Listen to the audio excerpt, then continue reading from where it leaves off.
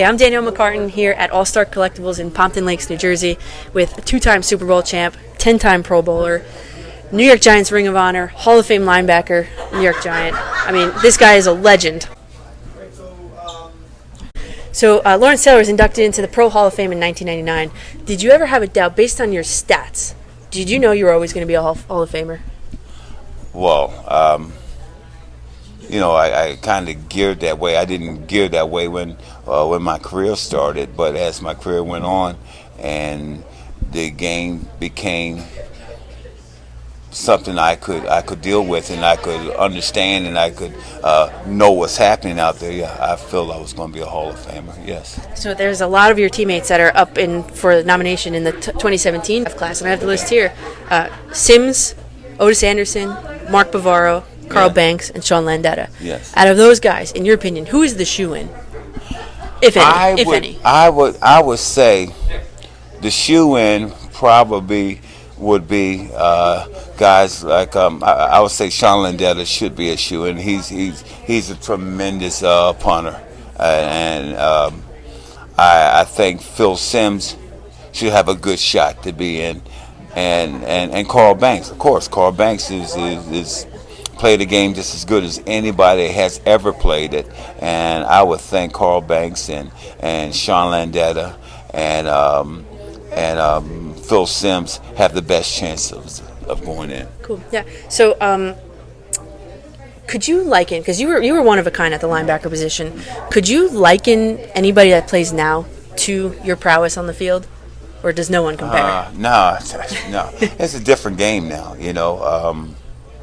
The things we did, of course we got paid, but we did for the fun of it because we're ball players and it wasn't like you could move to another team. You play great and then you move to another team. It wasn't like that. You had to stay where whoever wants you. Yeah. So nowadays it's a lot of great players.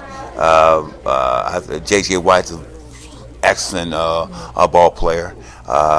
There's a lot of guys that can play the game and they play it hard. It's just a little different game now. So the Giants definitely wanted you, and Bill Parcells definitely wanted you. What was it like being inside of Bill Parcells' inner circle? Bill Parcells an okay? No, but he's my ass. I love him. I mean, we fight all the time. We go through a lot of different things, but at the end of the day, there's two coaches in my lifetime that I've had and I really respect, and I think that they're the best coaches I've ever had. Jim Tressler from North Carolina and Bill Parcells from the Giants. I think those are the two best coaches I've ever had in my life, and I think without a guy like Bill Parcells that keeps you grounded, always, keeps you working, I would never been the same player. I would never got to the start that I've gotten to. So I was at the roast of Bill Parcells with you not a couple years ago. What's the best story you have of him? I mean, I don't even tell stories no more. I'm just so old. I can't remember. So I got CTE and all that stuff. So I don't know. But Parcells is a lot of great stories. We've been around a long time. Hey, we genuinely love each other. I mean, hey, Bill Parcells, he'll call me out of the blue and just see how I'm doing. He's always checking on me and stuff like that. And I think the time we have spent together, I tell you, I look at it as like, without him, I'm just another player. Oh, that's great. So, did he actually ever play football? I don't think. Listen, I think he told us about his playing days. I think it lasted maybe like two or three practices or something like that. But I don't know. Belichick never played, but I think Parcells played a little bit, not much. So I'm just going to read this here. You retired with the second most sacks in NFL history, 132.5 and a half.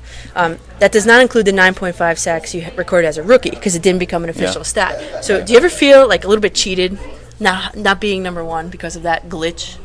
No, but 'cause if I felt like that, then I have to look at guys like Deacon Jones. He had probably 200 sacks.